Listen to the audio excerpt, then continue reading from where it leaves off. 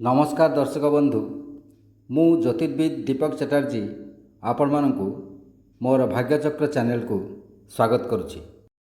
नमस्कार। गोटे पुरातन वर्ष जाउछि एवं गोटे नूतन वर्ष पुणी थे आनीत होइछि। 2025 मसीहा विगत होइछि एवं नूतन वर्ष 2026 उपनीत होइछि।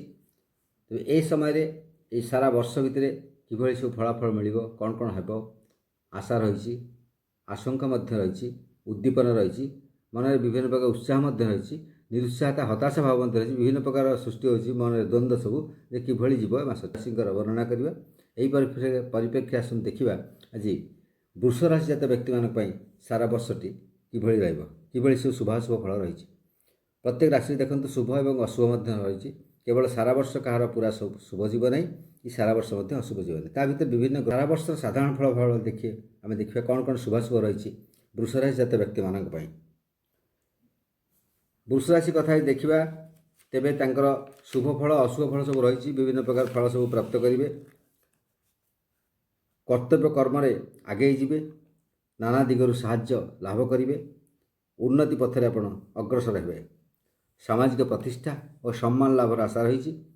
राजनैतिक क्षेत्र में समस्या जड़ित हो पारती, सावधानता अवलंबनीय। अनेक कार्य साफल्यता पाइबे, सम्मान लाभ करेंगे, निजर उत्तम व्यवहार द्वारा समस्त को आकर्षित करेंगे और समस्त को निजर करने। हठात कौन प्रकार तीर्थस्थान दर्शन सुजोग आसव एवं दूर यात्रा आप भ्रमण में क्लांति अनुभव करेंगे, किसी असुविधार दूर स्थान पड़ पारती। कार्यगुड़िक प्रायतः आप जहाँ सब आशा रखिंट वर्ष भितर करेंगे बोली आगे जो योजना सब रखिंट से गुड़िक प्रायतः सुरुखुरु संपादित होवार देखा जाउछि। पुराना रोग जो अच्छी पुराना रोगर पुणी उद्रेक हो पाए, पुणी बढ़ी पारे पुराना रोग गुड़। तेणु रोग शरीर प्रति जत्नवान हूँ सारा वर्ष भितर।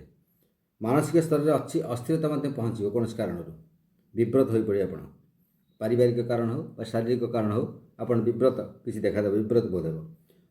भ्रमण हेतु क्लांति पाइबे, पारिवारिक जीवन में उत्तम बुझाणा रहिबो, पारस्परिक सहयोग वृद्धि पाइब, किंतु बंधुवर्ग में किसी अशांति कलह विवाद सब देखा दे पारे।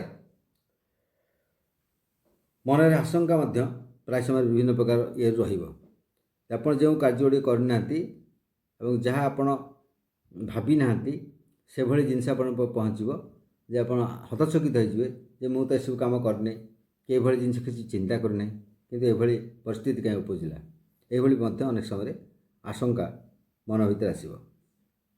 आय दिगटी किंतु भल रहिबो। आर्थिक जो संचय आप कर संचय किसी अधिका करेंगे, स्वच्छलता बजाय रही प्राय से दिगरे।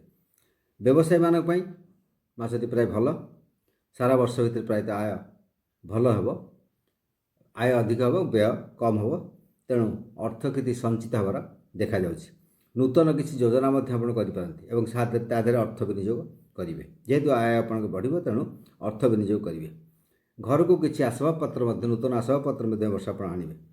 चाकरी जो रोचे उन्नतिर सूचना रोचे, किसी ना किसी उन्नति हे और बहुत सुजोग पाक आसपे। यही सुजोगर उपयुक्त विनियोग कले सम्मान लाभ हो, नचेत असुविधा बहुत समय पड़ पारते। अर्थर अपव्यय हो पाए, कौन जगह ठकामी पड़ पारती।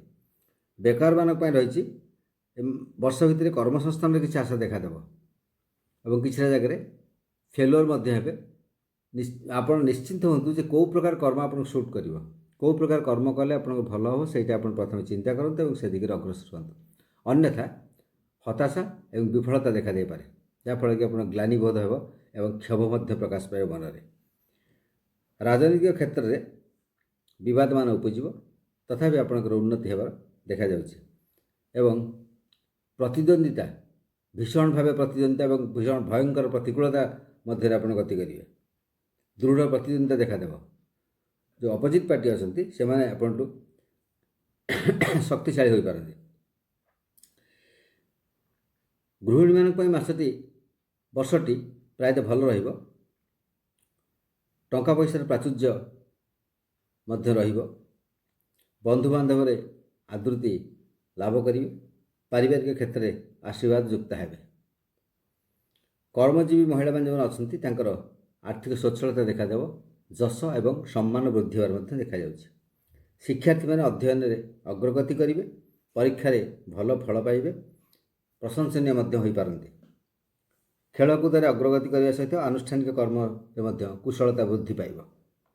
ଏଥର ଦେଖିବା ଏ ଯେଉଁ ଶୁଭ ଫଳ ଗୁଡ଼ିକ କୁହାଗଲେ କେଉଁ ସମୟରେ ସବୁ ଆସୁଛି ବର୍ଷ ଭିତରେ ଏବଂ ଅଶୁଭ ଫଳ ମଧ୍ୟ କେଉଁ ସମୟରେ ଫଳିବ ବର୍ଷ ଭିତରେ ସେଗୁଡ଼ିକ ଆପଣ ଦେଖିଦେବା। ପ୍ରଥମେ ଫେବୃଆରୀ 13 ତାରିଖରୁ ଏପ୍ରିଲ 13 ତାରିଖ ଭିତରେ ଆପଣଙ୍କୁ ବହୁ ଶୁଭ ଫଳ ପ୍ରାପ୍ତି ହେବ ଏବଂ ଆଉ ଶୁଭ ସମୟ ରହିଛି କେଉଁଟା ନା ଜୁଲାଇ 17ରୁ ଅଗଷ୍ଟ 16 ଭିତରେ ରହିଛି। ଆଉ ଗୋଟେ ରହିଛି ଅକ୍ଟୋବର 17ରୁ ନଭେମ୍ବର 15 ଭିତରେ ଆପଣ ଶୁଭ ଫଳ ଗୁଡ଼ିକ ପ୍ରାପ୍ତ କରିବେ। ବହୁ ଭାବେ ଶୁଭ ସେହି ସମୟରେ ହେବ ଏବଂ ବିଶେଷ ଅସୁବିଧା କେଉଁ ସମୟରେ ପଡ଼ିବ ବର୍ଷ ସାରା ଭିତରେ ବିଭିନ୍ନ ପ୍ରକାର ଶୁଭ ଅସୁବିଧା ରହିଛି, କିନ୍ତୁ ବିଶେଷ ଶୁଭ ଫଳ ପଡ଼ିବ କେଉଁ ସମୟରେ କହିଲି ଏବଂ ବିଶେଷ ଅଶୁଭତ୍ୱ କେତେବେଳେ ଦେଖାଦେବ ସେଗୁଡ଼ିକ ମଧ୍ୟ ଶୁଣି ରଖନ୍ତୁ। ଏପ୍ରିଲ 14ରୁ ମେ 14, ଜୁଲାଇ 17ରୁ ଅଗଷ୍ଟ 16 ଏବଂ ଡିସେମ୍ବର 16ରୁ ବର୍ଷ ଶେଷ ପର୍ଯ୍ୟନ୍ତ ପ୍ରାୟତଃ ଅଶୁଭ ଫଳ ଗୁଡ଼ିକ ଆପଣଙ୍କ ପ୍ରାପ୍ତ ହେବାର ଦେଖାଯାଏ। ସେଥିପାଇଁ ଅଧୈର୍ଯ୍ୟ ହୁଅନ୍ତୁ ନାହିଁ ଏବଂ ଲକ୍ଷ୍ମୀନାରାୟଣଙ୍କୁ ଦର୍ଶନ କରିବା ଦ୍ୱାରା, ମନ୍ତ୍ର ଜପ କରିବା ଦ୍ୱାରା ଏବଂ ବିଷ୍ଣୁ ମନ୍ତ୍ର ଜପ କରିବା ଦ୍ୱାରା ଆପଣଙ୍କର ବହୁ ଆପଣଙ୍କର ଯେଉଁ ବିପଦ ସମସ୍ୟାର ସମାଧାନ ହୋଇପାରିବ। ନମସ୍କାର।